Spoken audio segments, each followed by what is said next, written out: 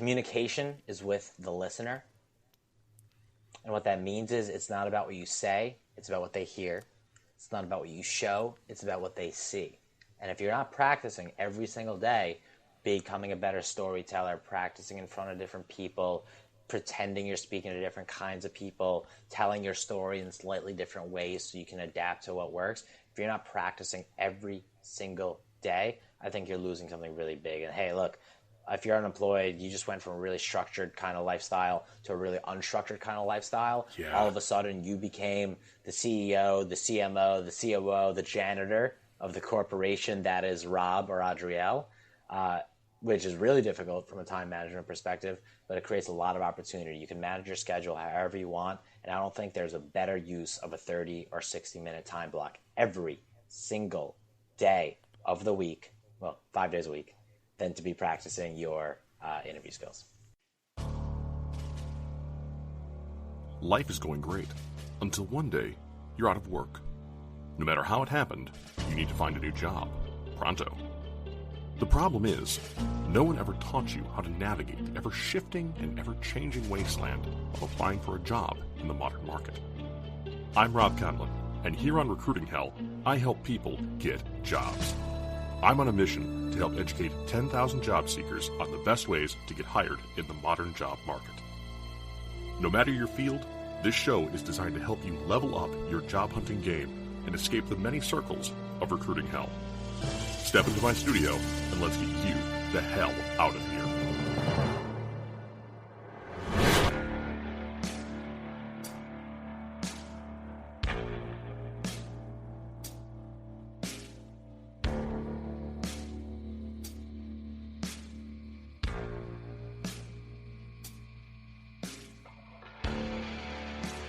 This episode of Recruiting Hell is generously supported by our friends at CoinList, one of the fastest growing companies in the cryptocurrency space.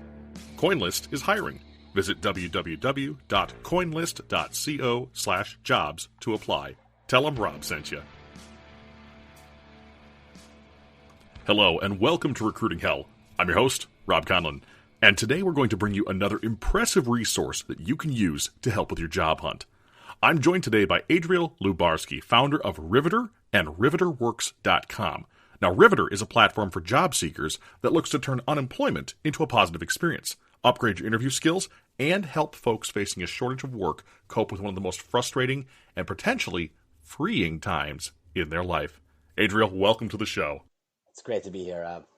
So, Adriel, that little intro I did for you doesn't really even begin to scratch the surface of what Riveter can do for folks seeking jobs. And one of the biggest things I noticed right away about the platform is that it's a community. And that's something we're very much looking forward to building here with Recruiting Hell this season as well. Can you tell us a little bit about this community and why it might be of interest to job seekers to become a part of it? Sure. So I think the origin story is really important there.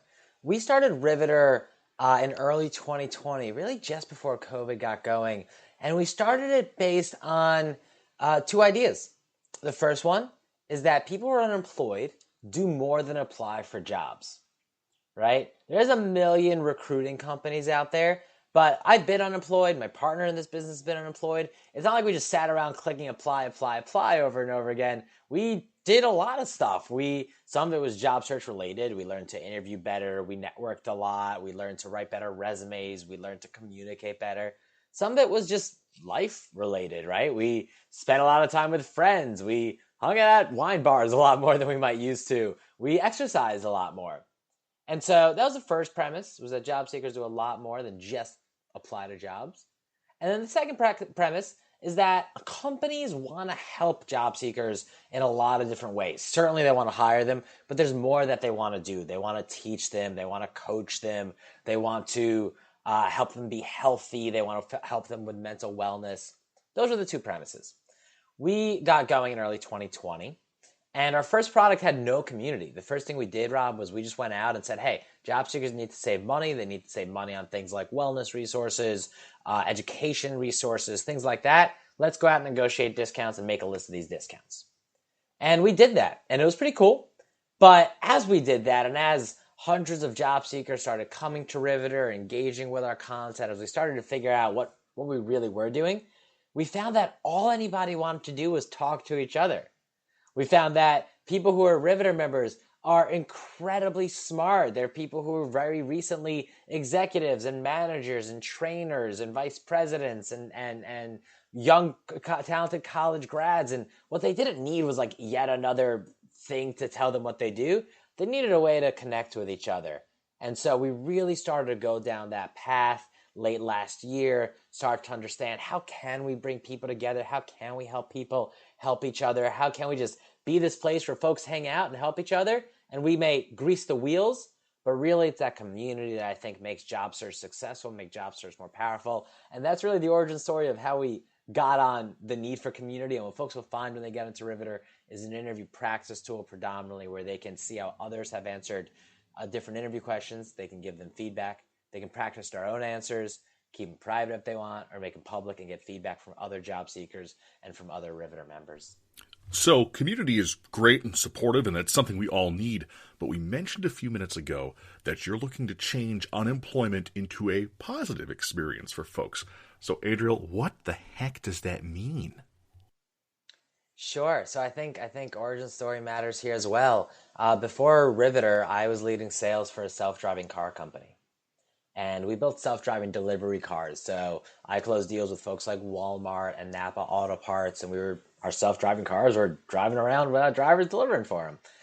And I got a call once because my phone number was on the website. I got a call once, and the guy left me a message, and he said, "Hey, this is John. I've been a UPS driver for 30 years. I saw your self-driving delivery car on the road, and it was really cool, and I loved it. I just want you to know you're going to take a lot of jobs. I've been doing this for a long time, and I'm wishing you guys all the best, but just be sensitive to the fact that you're taking a lot of jobs." It's like, all right, that's quite a message, to receive, and it really got me thinking about automation, about what happens when things that I and many of my, technology peers are working on, what happens when it works, what happens when a factory shuts down, what happens when journalism, basic journalism, reporting on a sports game can be done by AI considerably faster and almost as well as it can be done by somebody who makes it sound. What happens then? Well, unemployment becomes a much bigger part of our career, and unemployment it just has to be a better experience. A gap in your resume is not a gap in your life. And I think our goal here is to say, if there are going to be more gaps in traditional resumes moving forward, how can we make those positive experiences? Adriel, I actually absolutely love that phrase. The gap in your resume does not mean a gap in your life. So I have to ask you, that guy whose job you, I guess, took or were putting out of business in that case, did you ever follow up with him, find out what was going on, and if it was something that he would come work for you for or anything like that? Yeah, no, I called him back later and I tried to hire him. I was like, hey, we're actually looking for drivers to train the cars. So I tried to hire him and he was like, nah, man, I've been driving for too long. I don't need no fancy tech nonsense. So we had a fun conversation about it. But in terms of the gap on the resume, I think you find people go through this cycle, right? It's a Monday. You get called into the office, you get laid off. Sorry, Rob, it's not going to work out. We're making changes. You go home, you yell a bunch, you call some people, you're really upset. Tuesday, you're still in a bad mood. You go buy yourself some ice cream and watch a good movie. Wednesday, you're like, you know what, man? I got this, right? I can do this. I've done this before. I'm really good at what I do. I'll be hired by Friday.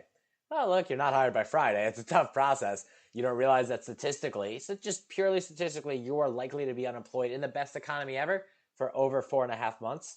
In a tough economy, statistically, in a tough economy, it's going to be over 8 months. Who knows what it is during COVID? But, right, so you go through these cycles. You think you're going to get it, and then you don't, and then you're kind of frustrated again. And then you get a couple of interviews, and they don't really work out because your interview skills aren't sharp yet, and you haven't done that in a while, and then you're frustrated again. And you go through these cycles. And these cycles, I think the more you have of them, the longer unemployment goes on, the less you start to believe in yourself. And that's unfair. I was speaking to a woman today who she was let go a bit over a year ago. And she was an impressive woman. She spent over 20 years at one Fortune 500 company. She rose up to a vice president level at this company. She was an impressive woman. But she's been unemployed for over a year. And she said, Adriel, how do I talk about the fact that I've been out of work for a year. What do you think it's going to do to my chances of getting a job? And I said, well, let's talk about what you mean by that. Let's call her Sally. Let's talk about what you mean by that, Sally. You've been unemployed for over a year. What does that mean for your prospect of getting a job? Have you done nothing in the last year? Has the last year been stale? Have you been sitting around knitting and playing video games for the last year? Absolutely not, Sally. In the last year, you've built your network. You've met with hundreds of people. You've taken classes. You've become a better communicator. You've become more resilient. Now, the question is not, can you somehow make it out of unemployment the longer it goes on? The question is, how do you take the positives of unemployment? How do you take all this time? How do you take all this opportunity? How do you take all this network? And how do you make it clear? How do you better communicate that these are things that make you a better candidate? Instead of saying, oh my gosh, I've been unemployed for over a year and I would love to work for your company. No. You say, I've been studying for the last year and I've been learning to be a better candidate, and now I am ready for the job that you are here to offer me. Right? There's a difference there. I've spent the last year progressing. I've used my unemployment to my advantage versus like, I've been scrambling and I don't know and I lost confidence. I'm not sure and I just want to go back to what I was. No. Progress. You got to take one step back to take 2 leaps forward. You've got to make progress. Got it. And I think that is something that I don't think we've heard on this show, of the framing your time out of the job market as a development time, not a huge setback, not something that is this thing to not be celebrated, this oh, whoa, this happened to me, I'm doomed and things like that, but framing it as a restart, a re-jump. I really like that. And I think that's an excellent way to turn things from that negativity that society tends to perceive unemployment as, and kind of give it a quick spin around, which is awesome, Adriel. So, yeah, and this comes from my own experience as well. I was working on a startup, I guess about 4 years ago. The startup went under, didn't work out. I was let go. I guess we were all let go. The startup didn't work out. And I wound up being unemployed for about 6 months. This was in 2017. And for the first 4 months of it, I looked for jobs a little bit. I went through those cycles. I was like, what do I want to do? But then eventually I said, hey, let me just go learn stuff, right? So I hosted a podcast and I interviewed almost a person a week. I went to tons of events, like 30 hours of events around New York City. Every free event I could get my hands on, I went to. I went to conferences. I learned new skills. I took copywriting skills and I took WordPress skills. And I worked for like $15 an hour at some like WordPress company so that I can like learn that skill a little bit better. And I just got better at all these things. And then I remember I remember this interview that I had at the company that did eventually hire me, the self-driving car company. And he said, hey, I see your last job was last June. And we're talking December. So your last job was last June. What's been going on since? You've been unemployed? Why? I said, oh my God, it's been the best time of my life. I've learned so much. And he asked me, what did you learn? I said, well, I learned how to use WordPress. And I see you're using a WordPress site. I learned how to participate in really great communities. This is one I participated in, actually grew to over 100. And I see that's something that you guys are trying to do by going to conferences. I learned this, I learned that, I met this person, and I learned a lot about your industry and whatever. And I think that framing is one of the big reasons I was hired there, because this person I was interviewing said, oh my gosh, this guy spent the last 6 months preparing for this role. This is amazing. And then that's actually, again, another great way to frame being out of the work game for the time being, is it maybe is studying to be something else, which, again, it's very much a reflection of my own story. And listeners, you know this as well, that this podcast started as a portfolio project, this entire thing. And as I'm recording this in the early parts of season 3 here, we are, poised for our best thing ever. This podcast has grown far beyond whatever I wanted it to be, and it landed me a job producing podcasts professionally. It's insane. But it's really an interesting thing to hear you say that, Adriel, and I think that that's kind of a breath of fresh air for a lot of folks when it comes to, yeah, we're unemployed, yeah, money's probably tight and things like that, but listening that it is something that can be a move forward instead of this giant regression is huge. So to kind of switch gears back to where we were a little bit, because that was the most delightful dive ever, and that was one of those questions was not on this list, I'll tell you that. Let's go back into what Riveter does. Adriel. Give us kind of the deep dive into your platform. There's a ton there, and so let's dig into a couple more of those areas. And so I was using your site. I saw 4 categories I could visit: interview practice, resources, events, and blog. And I think we all know what a blog is, but could you give us a heads up as to like how interview practice works and clue myself and those listening into more of what they find there? Sure. So interview practice is sort of our flagship product. When you log into Riveter, you ask a bunch of questions about your interview confidence level, when your last interviews were, things like that. And then we give you a page that shows how dozens of different job seekers have answered hundreds of questions. And so the first thing you can do there is learn, right? There's a great Picasso line: good artists create, great artists steal. And this is the same thing here. By watching how other people answer questions like, tell me about yourself, what's your greatest weakness, what's your greatest professional accomplishment, you're able to say, oh my God, I love how Rob told that story. I have no idea what Rob is, but it says here that he's maybe, there's a couple tags there. It says Rob has, 15 years experience as a media producer. I work in media. I'm a content writer, so it's not perfect, but it's very close. And I love how Rob told the story. How can I apply that to my own answers? You'll see questions answered by dozens and dozens of people, and it's a great way to learn. Watch those answers, see the feedback that they received. You'll be able to see the different feedback that Rob got from other members of the community, from coaches. And so maybe Rob's not telling a story very well, right? Maybe he's not ending it as strongly as he could. Maybe you don't pick up on that. Maybe you sort of pick up on that, but you're not sure. You'll see the feedback, and other coaches will say, hey, Rob, we got to tell that story better. Maybe you could chop it off 15 seconds early. Maybe you could end it by having this one little hook that excites me for the next question. You can take all that and apply that to your own skills. Then whenever you're ready, you can go in and practice your own answers. So there's hundreds of questions on there. You can browse them by industry, by specific role, by category, whatever. It's quite simple to browse and figure out which questions you want to start with. We recommend 12 to start with, a few behavioral, a few standard ones, a few work history ones, and go in there, practice your answers on video, right? Exactly like you're going to be doing a real interview. It is uncomfortable. It is weird. It is frustrating. It is scary, but man, is it helpful to see yourself, watch your own tics, figure out if you've got the proper intonations, if you're smiling, if you're telling good stories. Seeing yourself on video is so crucial. And you can keep it private if you want. Maybe you're just practicing for yourself, getting a few rehearsals in before an interview tomorrow.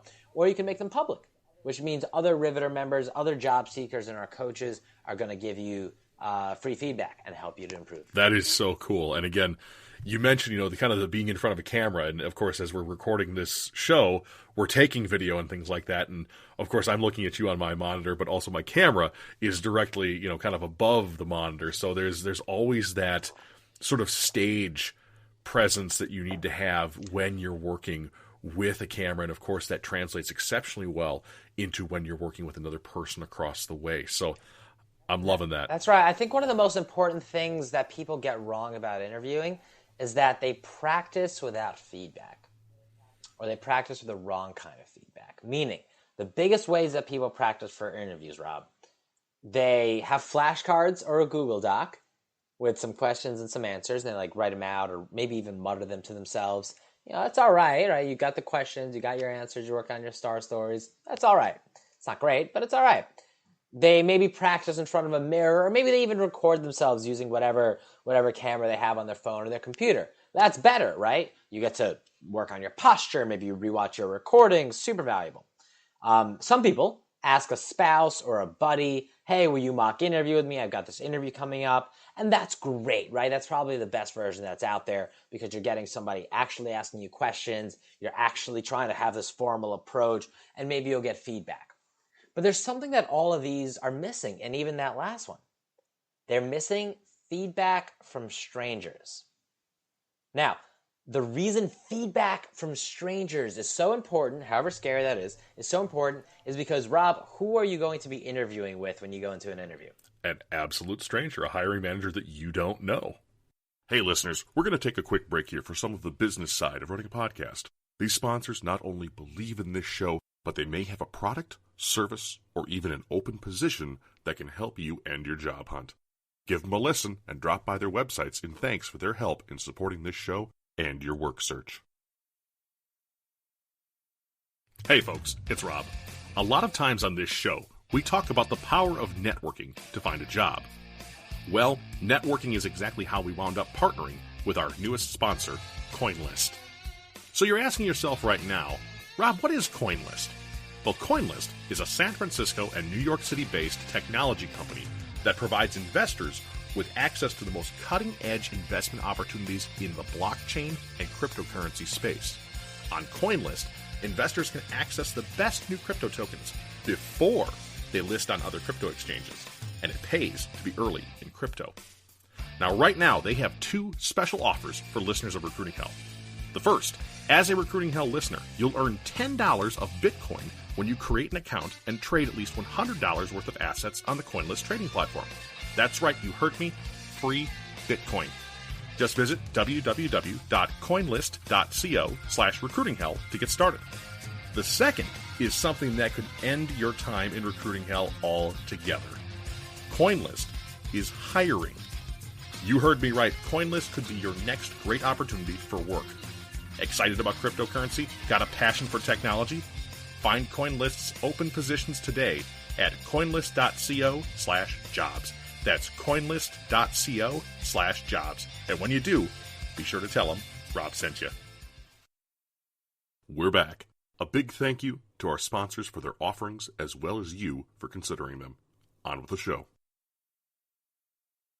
That you don't know, that doesn't know you, that probably was hungover last night and forgot that they have an interview with you this morning, that didn't read over your resume, that doesn't really care about your success. It's an absolute stranger. And so you've got to find a way to get feedback from strangers, people who don't know you, who don't know your stories, who don't know your resume, who won't let things slide, because if you mess up one of your stories, if you don't give the right context, if you're not engaging and other strangers tell you, hey, you're really boring when you talk. You know what, Rob? That's mean, but you've got to work on that, and only strangers are going to give you that feedback. So at Riveter, no one's going to say, hey, you're really boring when you talk. We have some guidelines. We've got some best practices about how to give constructive feedback, but you've got to be able to get feedback from strangers, because that is missing from any traditional interview preparation approach. Right, because basically when you interview with somebody who you know, they may use kid gloves on you because they like you. Right? They don't want to be mean. It's your spouse. Like well, you got to have dinner later and go to sleep in the same bed. Or it's your, like, even if it's your old colleague, right? Maybe people go out of the way and it's your old hiring manager who's helping you out. Well, they've got a relationship with you. They kind of know your best stories. Maybe they'll fill in the gaps on their own, right? If you're my old boss, Rob, and you're doing me a favor and mock interviewing me, and I start telling you, you ask me what my proudest accomplishment is, I'm like, oh, actually, it's this one thing I did for you. If I tell that story, well, you sort of know the ending of the story, and you just kind of move on, right? It's got to be with strangers. Got it. And I was going to say, you say interviewing with your wife or your spouse, you know, they'll be nice to you. You don't know my wife, man.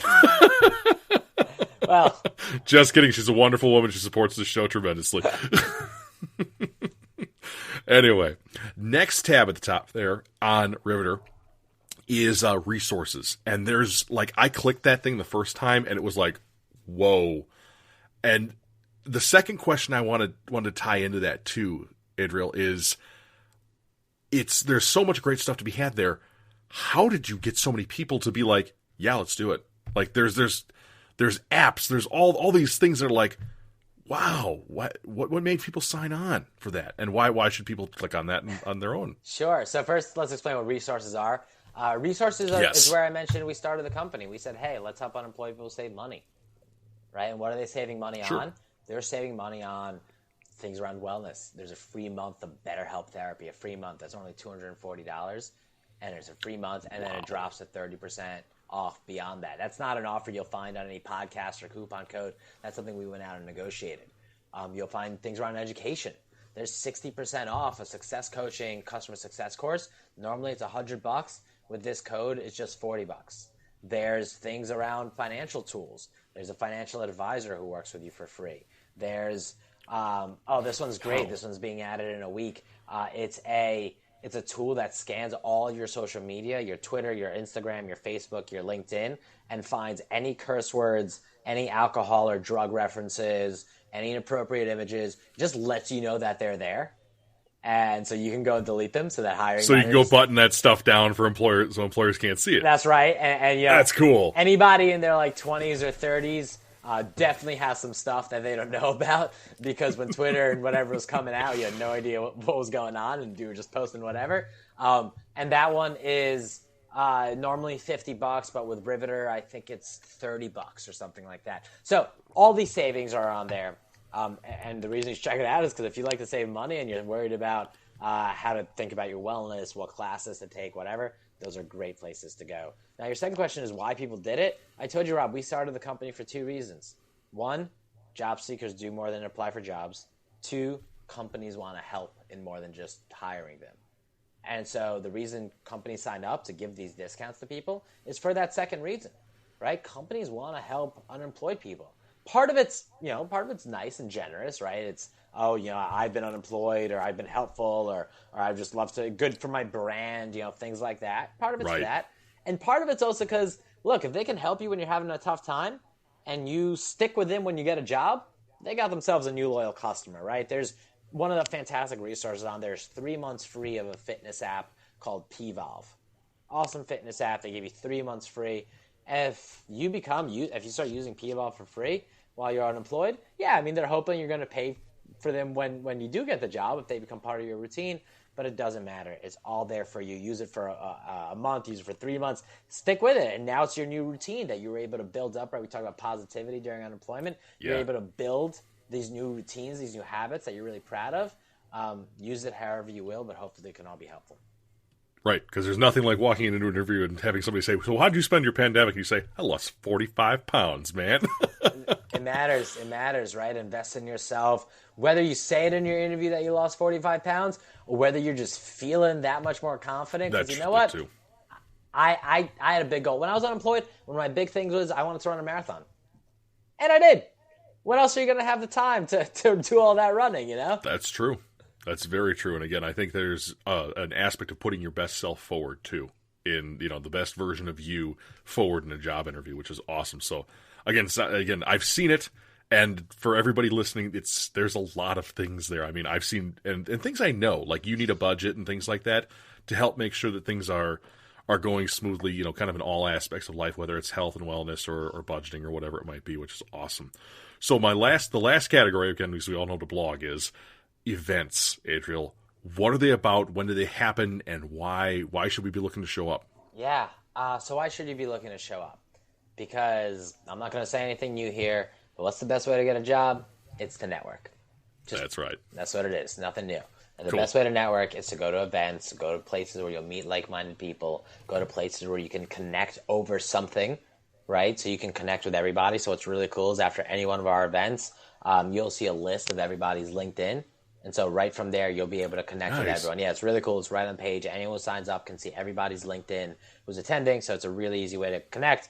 Click the LinkedIn, say, hey, Rob, you and I were on this Riveter event together. Would love to chat for 15 minutes. And so many of our members find each other, right? Like I said earlier, we're just trying to grease the wheels of the community that already exists for job seekers. That's just another way we're greasing those wheels. So that's why you should attend. Great place to network, great place to learn. And our style, if you haven't figured it out yet, we take people out of their comfort zone. Most of our events, actually like all of our events, you've got to participate in some way. So, Which is very contrary to other events where there's like some talking heads telling you what to do with your life and then you move on. Our events make you participate. So our 2 flagship events, every single Monday, we've got an accountability group called Monday Motivations. Everyone goes around, has a couple of minutes to share their personal and professional wins from last week and their personal and professional goals for the coming week, and if anyone can help them achieve those. That's every Monday at 2 o'clock Eastern Time. Okay, got it. On Wednesdays, every Wednesday at 4 o'clock Eastern Time, we have my favorite event, which is mock interview speed dating. We're going to break you up into groups of 4. One person is going to ask you 2 questions. You're going to answer those questions. And then all 3 other people are going to give you feedback, live feedback on how you answer that. It is an amazing practice experience. It is so much fun. And you'll get questions that people are actually getting in interviews, right? Everyone here is interviewing actively. They're going to tell you the questions that they struggled with yesterday in their interview. And so it's an amazing way to practice. Well, that's pretty impressive. And again, the fact that it's, not at odd times, especially if you are still looking for a job and maybe you don't have one right now, dedicate, you have lunch on Monday, and right after that, boom, you're in pretty good shape, or maybe you hit it before lunch if you're on the West Coast or somewhere else in the world. But it's these nice little short events that I think, and having participated in things very similar to that, I know a gentleman who runs something really that, again, same kind of formula that I know it works. I know what you do, Adriel, works with these events, which is just outstanding. So that's the three. So again, no more blog. But I guess the question I have for you next then, Adriel, is when it comes to either the story of Riveter, what Riveter is about, how folks can maybe benefit from Riveter, is there anything about the platform that I didn't ask you about today? Is there anything about the platform you didn't ask us about today? So a lot of it is where we're going, right? Oh, good one. Tell us. Our main focus is interviews. How can we help you become a better interviewer? And like I talked about, the way you've been practicing flashcards and Google Docs and maybe asking a buddy, it doesn't take you far enough. It doesn't give you those skills. It's like if you were a part of a great sales organization, the way great companies train their sales organizations, they invest tons of money and tons of technology in making their people great sellers because they know that investment is worthwhile. They're giving you tools. They're helping you track if what you say actually converts. They're giving you great trainings and live trainings, and they're using a series of AI tools to figure out if the cadence that you're speaking at or the eye contact that you're making is going to help convert, right? Oh, yeah, it's crazy. Interviewing is sales. And so where we're going with the tool and where we're going with with how we can help job seekers perform better at interviews is some really, really cool stuff. I'll share one in particular. All right, sneak peeks. I love them. Sneak peek. So we're going to create a peer-to-peer mock interview marketplace. Now, what does that mean? You don't necessarily need to ask your spouse to sit down with you for an hour because they may not have time. You don't necessarily need to pay a coach $250 to sit down with you for an hour, even though I love coaches. I think they're great. And I have a coach myself. You don't necessarily need to do that. And maybe you even can't do that. Or maybe if you have like a niche career or something like that, a coach is not necessarily the best person. But you know what, Rob? If you yourself are an IT project manager, you know the best person to interview with? Another IT project manager. Yes, I was going to say another IT project manager. And you know where you'll find another IT project manager with some time? Another job-seeking, unemployed project manager. At Riveter. At Riveter, exactly. So this peer-to-peer mock interview marketplace is going to be so cool. You'll be able to say who you're trying to interview with, what kind of company, upload your resume so people can prepare. You'll be matched with somebody who's from your industry, who's hired people just like you, and who has the time, and also we're going to train them a little bit, who has the time, the ability, the incentive to spend some time interviewing with you, and all that's going to be free. That's incredible. And what keeping the human element in it too. You know, there's some services out there that do the automated, which definitely has its place, but man, keeping the human element in it and saying, you know what, another one of you is just what the doctor ordered. I think that's spectacular, Adriel. And I look forward to that. I look forward to seeing you launch that. You'll be keep me apprised, correct? Yes, sir. You'll be the first to know. Outstanding, my friend. Well, hey, there are 3 questions left in this interview, and they're the ones I'm asking everyone this season, every guest. They're one-word answers, if that works, but don't be afraid to dive into them a little bit more if you want. So, Adriel, you know me, Rob. You probably figured out I love one-word answers. I am all for just tell me a word, just one word. It would be one-word answers. So here we go. Question number 1. Adriel, what is the number one thing you think is wrong with the way that the modern job search works? The number one thing that is wrong with the way the modern job search works. I think what people are not spending enough time on is the core skill of communication. I think people spend a lot of time on their resumes and a lot of time on even networking and a lot of time on things like that. But if you're not becoming a better communicator, you are not becoming a better job seeker. You're not using this very difficult process to improve in the way you should. So I think not spending time on communication skills is one big challenge, one big opportunity for people. Gotcha. So that's something that the modern job hunt maybe requires that, the communication. We're investing in paper when we should be investing in personality and audio right. and sound and things like that and speaking. So then I guess that maybe this is the same question asked again. What's the one thing you've seen with the modern job hunt everyone doesn't do that they should be doing? Is that maybe the same answer? All right, so it's the same answer, but I'll spin that a little bit. I think people should be practicing their interview skills every single day of the week. That's the differentiator, is that those extra reps every single day. Extra reps every single day. I think there's something really important. One great line that I love. Communication is with the listener. And what that means is it's not about what you say, it's about what they hear. It's not about what you show, it's about what they see. And if you're not practicing every single day, becoming a better storyteller, practicing in front of different people, pretending you're speaking to different kinds of people, telling your story in slightly different ways so you can adapt to what works. If you're not practicing every single day, I think you're losing something really big. And hey, look, if you're unemployed, you just went from a really structured kind of lifestyle to a really unstructured kind of lifestyle. Yeah. All of a sudden, you became the CEO, the CMO, the COO, the janitor of the corporation that is Rob or Adriel, which is really difficult from a time management perspective, but it creates a lot of opportunity. You can manage your schedule however you want, and I don't think there's a better use of a 30 or 60-minute time block every single day of the week, well, 5 days a week, than to be practicing your interview skills. Wow, that's beyond impressive. And I think I'm not going to ask you to repeat all that, good sir, because that back button exists. Listeners, another couple of clicks on the back button, because that's worth its weight in gold. I mean, to even hear that right now as I'm, we're recording this and everything like that, to say, you know what, that's got to be one of the things that when we promote this episode, that needs to come right out. And that last about minute of speaking there, good sir, is just absolutely fire for everybody who is listening or will listen to this show. So that's awesome. Was that whole minute of speaking? I thought it was just one word. That's good, man. It's good. It was fabulous. So last question. What's your number one LinkedIn tip? Number one LinkedIn tip, don't try to become an influencer.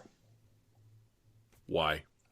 I think time management, right? Like we just talked about time management. I think there's too much I see on LinkedIn of people comment on every post 8 times a day, try to gather your likes. I don't think you're on LinkedIn to become an influencer.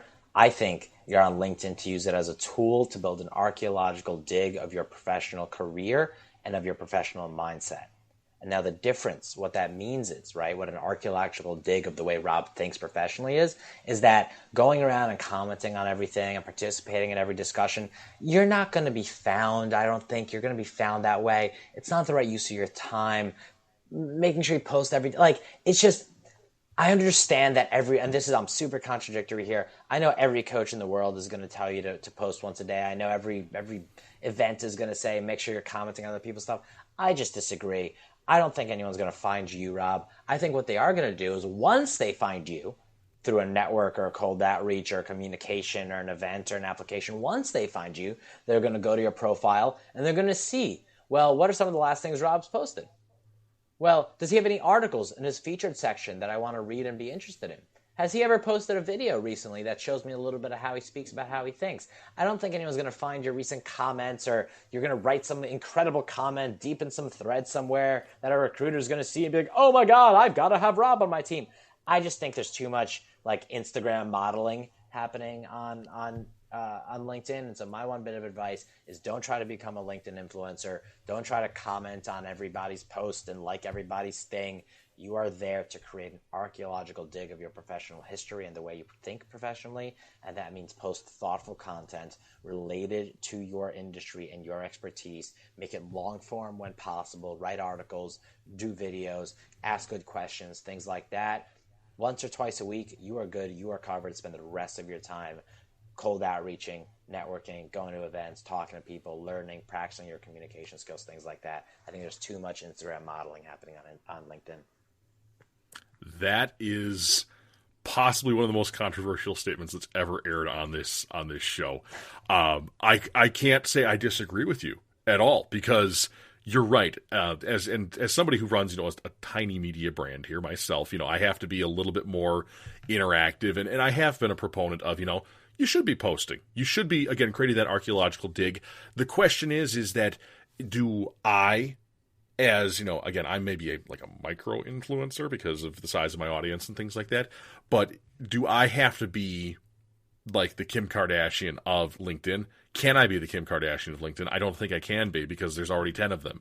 It's a very crowded space, and I think that for the average person worldwide, I think you make a great point, Adriel, that it's not a popularity contest. It's about creating a brand for you that somebody can find and go, wow, that's really great content, and not necessarily the Instagram type of, ooh, look at me, look at this crazy thing I did, or the TikTok type of thing where, oh, look at me, look at the crazy thing I did, I'm dancing.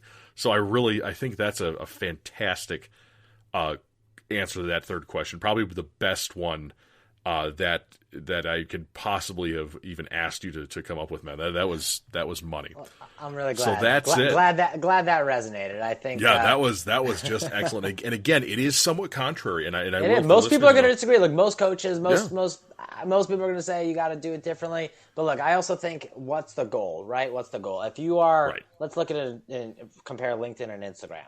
If you are a casual Instagram user, you're putting up cool photos there. It's kind of so you can look through some of your favorite moments at the end of the year. It's so you can find that one thing of you and your pals, whatever. That's what you're using it for, right? If you are, so you don't need to comment on other people's stuff and use all the right hashtags and whatever. You're using it for yourself. You're using it in case somebody finds you and they want to make sure you're a normal person, whatever. New friend at the bar finds you. Someone cute checks you out and you have some cool photos. That's what you're there for. Now, if you are selling something visual on Instagram, if you're an e-commerce company, if you are any sort of company, your goal is to build this community around yourself. So you do need to use all the right hashtags, post every day, keep content flowing, respond to every comment, all that stuff. Same thing on LinkedIn, Rob. On LinkedIn, you are there so that if people can find you, they can really understand you really quickly. Just like if some cute person you met at the bar finds you, they're going to check out your Instagram and understand you really quickly. If someone is interested in you in a career, they're going to check out your LinkedIn. They want to understand you really quickly. A couple posts, thoughtful content, things that are relevant to you, really, really valuable. But if you are a company on LinkedIn, if you're you, or if you're a Riveter, or if you're a career coach, or if you're a company, then posting every day, responding to everything, using the right hashtags, building up your audience, super valuable. But you, an individual, a job seeker, you're not a company. You're not there to be an influencer. You're there to create this presence for yourself. And I just think you got to be spending your time very wisely, and adding the right hashtags is not necessarily the best use of your time. That's awesome, man. And again, what a refinement to the strategies that we've been talking about in this show for the past almost 9 months now, which is crazy. But yeah, that's all I've got for you, good sir. Anything else you want to chat about before we wrap this one up? Hope people can sign up for Riveter. It's just riveterworks.com. And most importantly, I want you to go out tomorrow and do something for yourself. Do something. Excellent. Have a glass of wine, call a friend, play your favorite video game, watch your favorite movie, watch Harry Potter again. That's what I'm probably going to do. Do something for yourself. Life is hard. Enjoy yourself. Right on, my friend. Well, it is the end of the show. And Adriel, if people wanted to find more of you on social media, where would they look? So Riveter is at Riveter Works. Everywhere online, Twitter, Instagram, Facebook, LinkedIn. That's RiveterWorks, Riveter Works, anywhere online. I am at A Lubarsky 2, anywhere online, LinkedIn, Twitter, Instagram, whatever you want. Perfect. Well, it's been an absolute pleasure having you down here in Recruiting Hell, my friend. Thanks for sitting in the hot seat today. We really appreciate you coming by. Thanks, Rob. This was a blast. As we draw this episode to a close, remember, you are worth more than your work. Your value to society is not dictated by what you do to pay your bills. Job hunting is difficult, no matter your age, gender, location, or background, and it's both acceptable and to your benefit to seek every bit of help in conquering this challenge.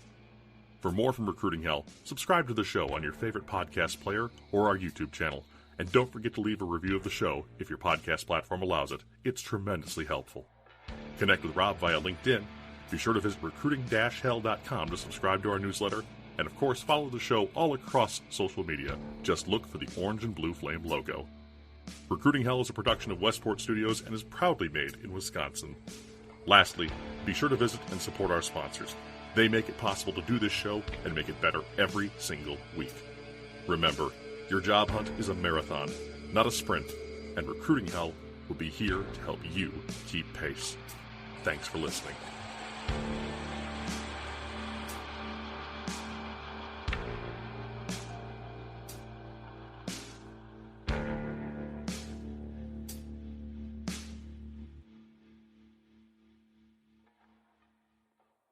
Hey folks, it's Rob. Are you looking for a new opportunity in an up-and-coming industry that can help you get out of recruiting hell? CoinList, one of the fastest growing companies in the cryptocurrency space, is hiring. That's right, they not only support this show because they believe in it, but they believe that there's great talent to be found in this audience. Generous comp, great flexibility, incredible benefits, a strong culture, and a powerhouse team sound like a fit for you? Head to www.coinlist.co/jobs and apply today. That's www.coinlist.co/jobs. And be sure to let them know that you found them here on Recruiting Hell.